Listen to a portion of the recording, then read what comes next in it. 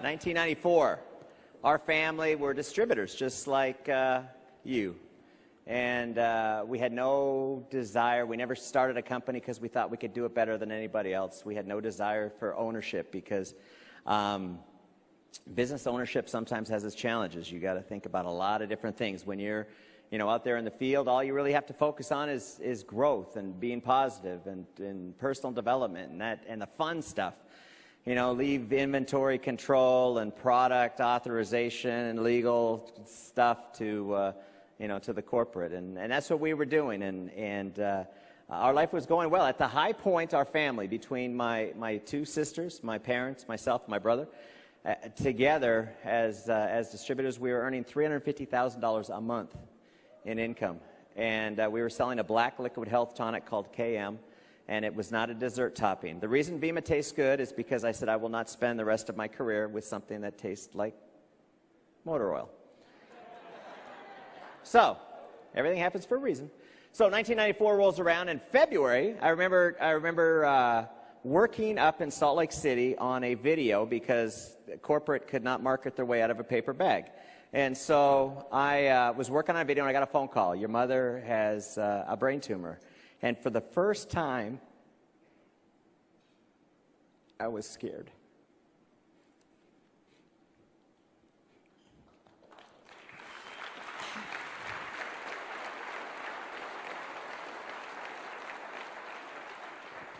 So I get her on the phone and I say, I'm coming home. And she's like, no, you stay and finish the video. And I thought, wow, it can't be serious then.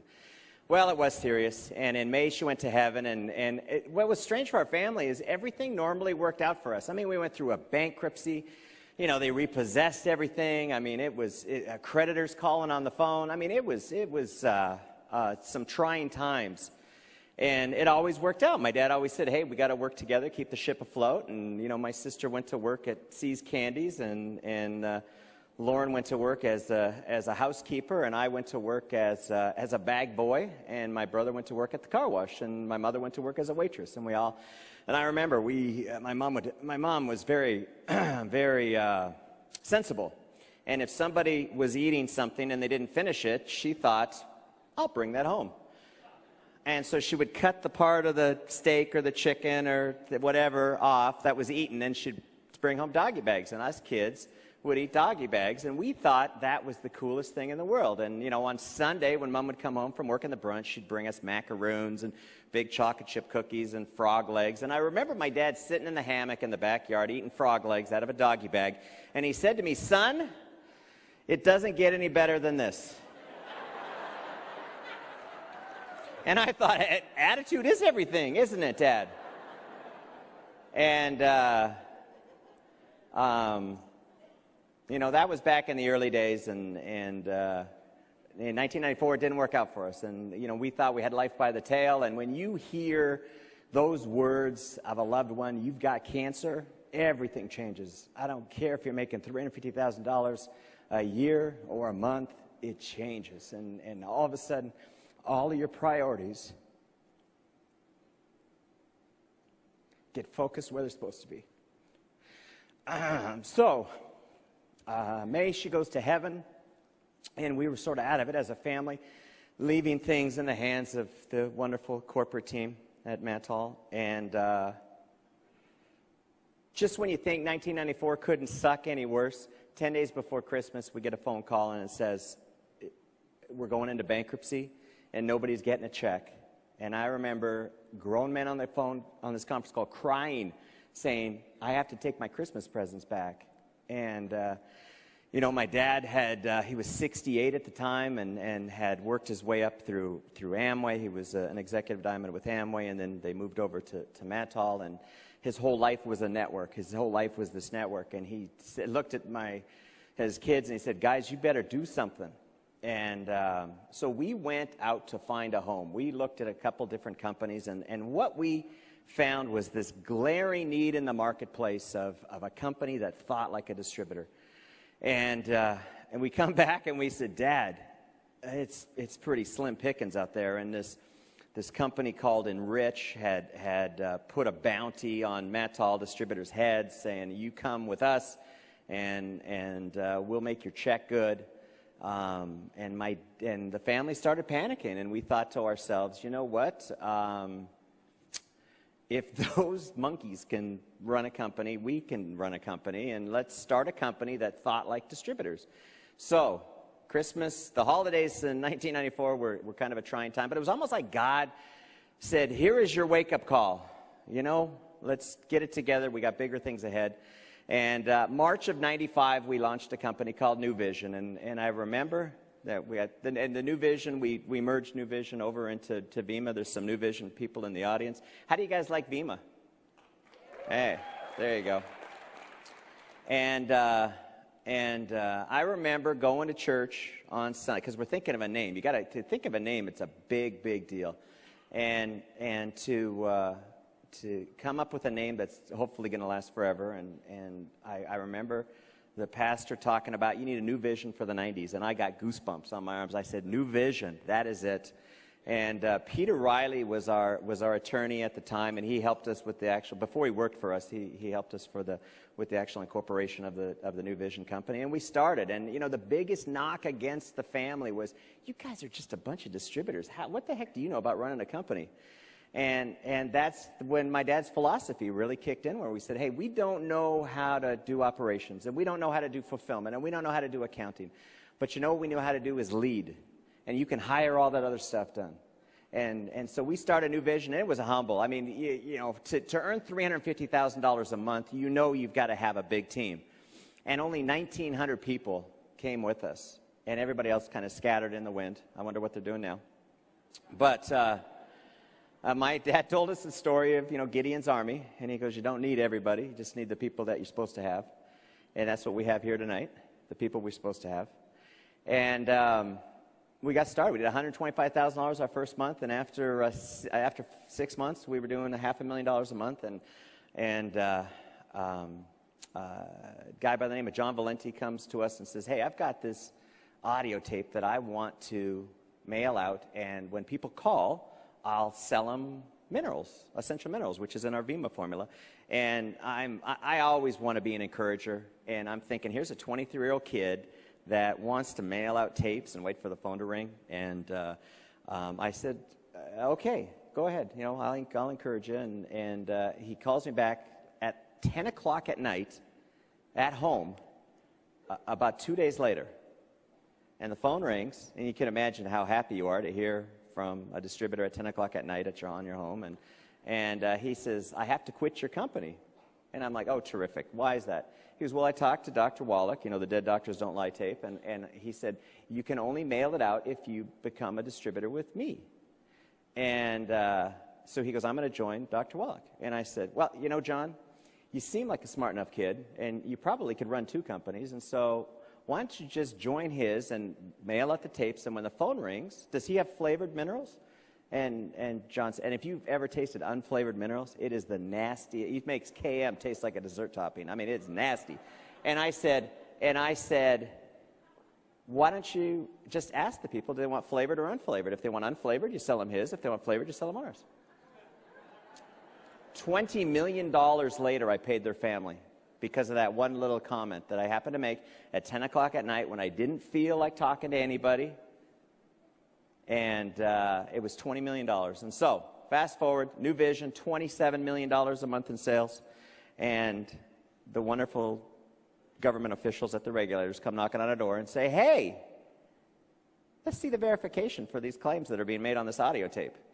And my brother and I looked at each other and we said, there's claims on the audio tape? To give you an idea how many tapes were going out there, we were paying because Dr. Wallach didn't want to sell me the tape. And I went to meet him in Seattle, and I said, you know, Doc, he goes, you can buy my books, but I ain't selling you the tape. And I'm flipping through his books in a Sizzler in Seattle. And I said, Doc, you know, a lot of the stuff in your books are the same stuff you talk about on your tape. And he says, what's your point? I go, it's kind of like a book on tape. I didn't think about it that way. 25 cents a tape. I'll sell it to you. And I said, fine. We were paying him $80,000 and $85,000 a month for these tapes and royalties. And $27 million a month, the regulators come say, you can't say this, and you can't say that, and you can't say this, and you can't say that, and you can't say this. And the great news about it is they never fined us. We, didn't have any of those kind of challenges. But, we just pleaded mea culpa, and we made the changes. And all of a sudden, because we didn't breed any leadership, it was just all mail out a tape and wait for the phone to ring. We didn't have anything like auto delivery. We hadn't invented that yet. And all of a sudden, sales started dropping. And so we started trying different things. And finally, sales got down to $1.9 million. And I'm thinking a month from $27 million. Does anybody have a calculator? Leaders flinging and flying. Hey, you're nice, but I'm out of here. And in the meantime, my father had died from a heart attack. Just one tragedy after another. And you want to take that. Those two things that happen to you, and you want to have. My dad always said everything happens for a reason, and there's something positive. There's a seed of equivalent or greater benefit in anything that happens, and so we wanted to be able to find something great. And so I come up with this, and I didn't come up with the concept of vemma. Can you believe it? A guy by the name of Dan Putnam came to me. He was a New Vision guy, just started. He goes, "Hey, I got this idea. I want to start a binary company and sell essential minerals and mangosteen plus, and on their first order through a binary, and then put them into the unilevel on the New Vision side." And I went, "Hey, I'm an encourager. Hey, that's good. Just go ahead. You place an order, I'll ship it. Next day air at 1.9 million. I mean, bring them. I'm looking for the orders here." And he goes away and he comes back. He says, "I can't afford to do the programming and all that kind of stuff." So the idea died. But a guy by the name of Dave Rasmussen said. He didn't say. He bugged the crap out of me. Like every 2 weeks, every 3 weeks, he's coming in my office. "Dude, you should really do this. I mean, this is a really good idea." So after, I don't know, Dave, what, a month, 2 months? How long did I wait? 9 months. 9 months of him. Just every, 2 weeks, 3 weeks? It was relenting. He was relenting. Dave should be telling this story. And comes in, and I finally say, "You know what? I guess I had forgotten how much work it takes to start a company." And I said, "You know what? We're going to do this, and it's going to be called," get a load of this, "One Focus Marketing." It's catchy. Doesn't it roll off the tongue? Welcome tonight to the One Focus Marketing event. So Peter Riley says, "Dude, that name sucks."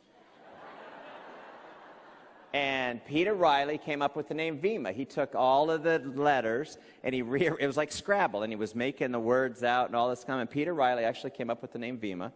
And I went, "Vemma, okay, that's cool." And so we launched vemma, and a month or two either before or after we launched, my #1 distributor, John Valenti, decided to quit, decided to sell. He goes, "I'm out of here." And I'm like, wow, how do you spin that? If vemma's so wonderful concept, your #1 guy, you paid his family $20 million to, he's out?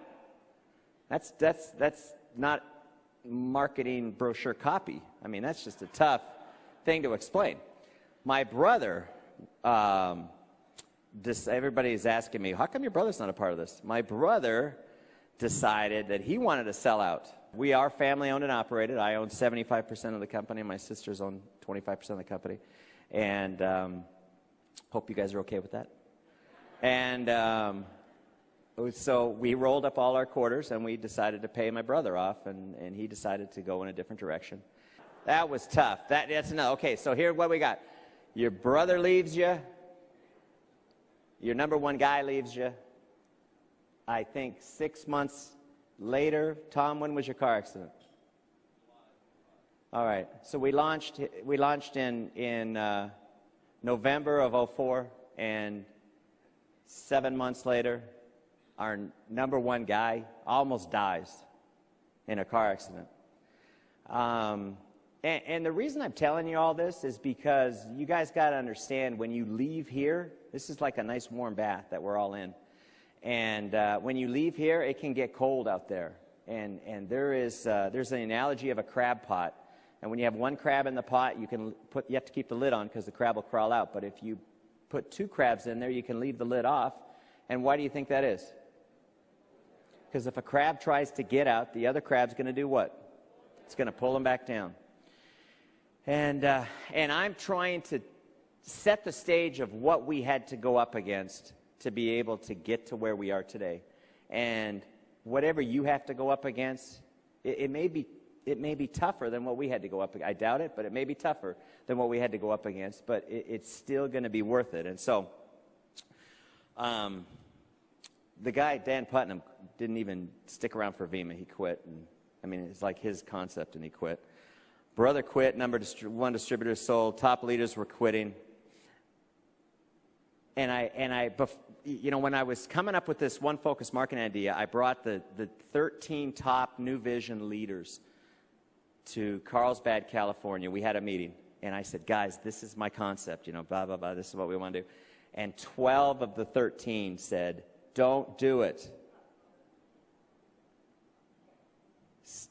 Just stick with New Vision, keep doing what you're doing. It's going to turn around. And that's tough, because I always pride myself into listening to the feedback. My dad always said, the best ideas come from the field leaders. You always got to listen to the field leaders. We have an executive or elite club that I bring you guys in. I listen to you. We have calls once a month. I'm listening to you. I'm running, you know, confidential stuff past you that typically isn't done in companies. But I want to do it to make sure that we're on the right track and we're thinking like distributors. We're not thinking like a bunch of corporate people that are out of touch with what's going on in the field, because you guys are on the front lines. You guys are the ones that need to be equipped and armed with the best product, with the most competitive marketing plan. And I've always prided myself in being a company that pays attention.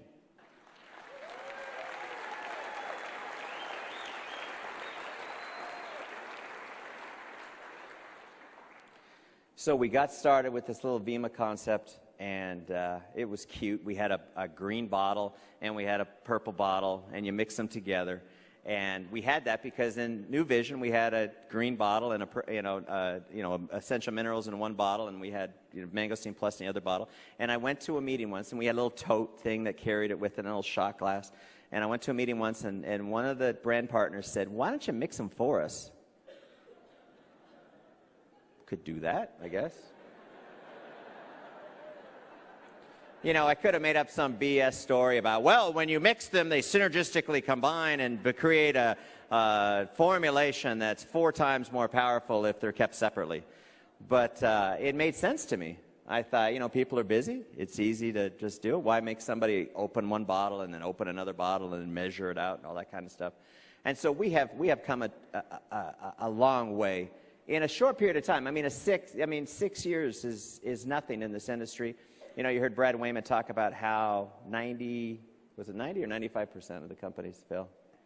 Almost all of them fail. I mean, it is, and I've seen it. I mean, I've lived it, and people come up and they go, well, this is ground floor, and I'm like, oh my God, that's not what you look for.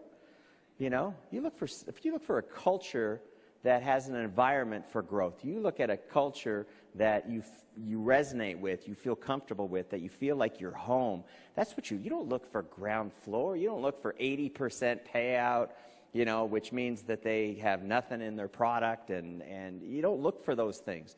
You look for a product that you can believe in, a company that you can believe in, and leadership that you can believe in, and then you go to work.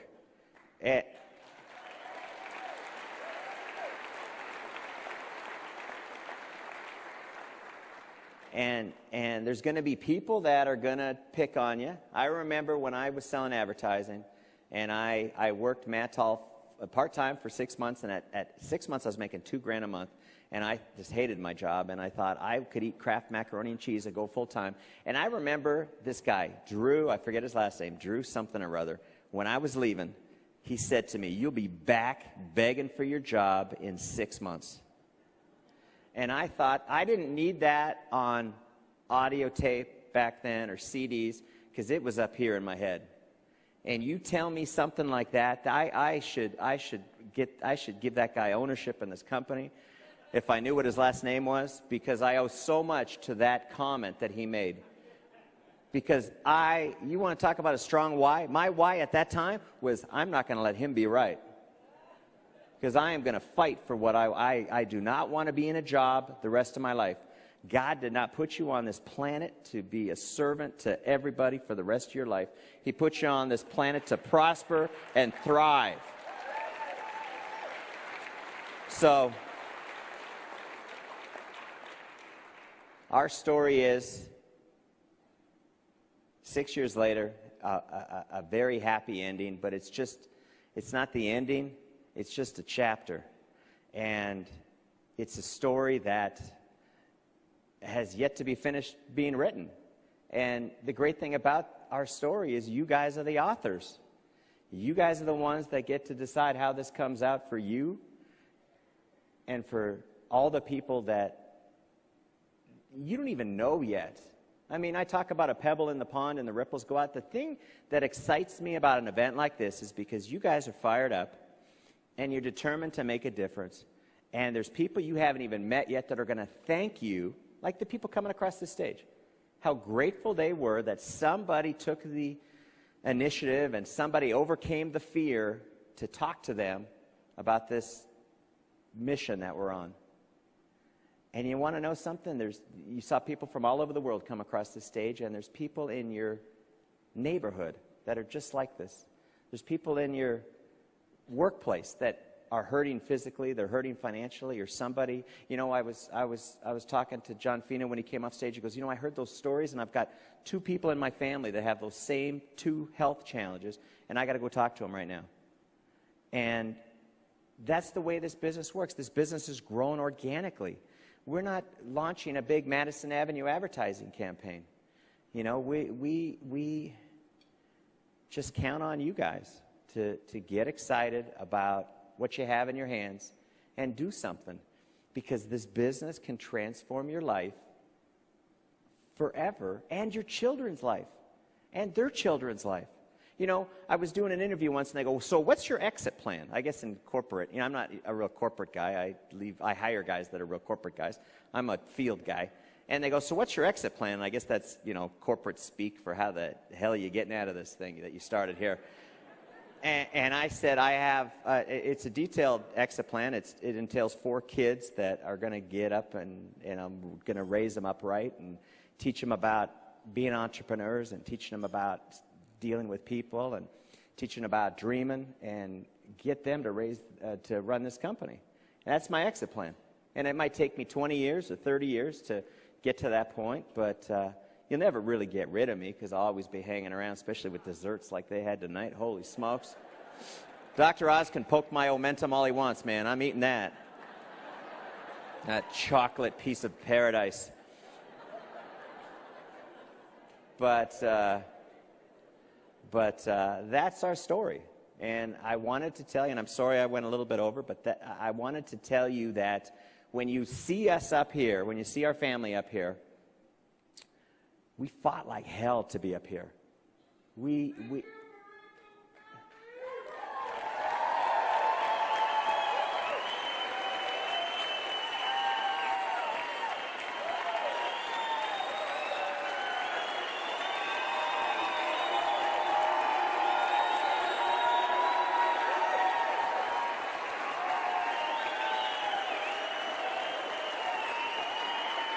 All right, guys. Thank you. But you guys, thank you.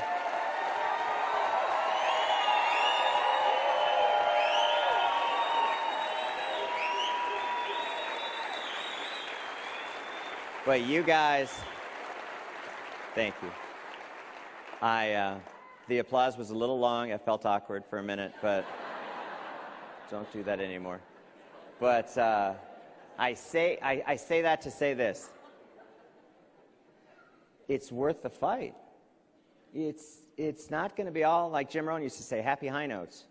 There are going to be people that say you're crazy. There are going to be people that mock you. There are going to be people that criticize you, look down on you, say you can't do it.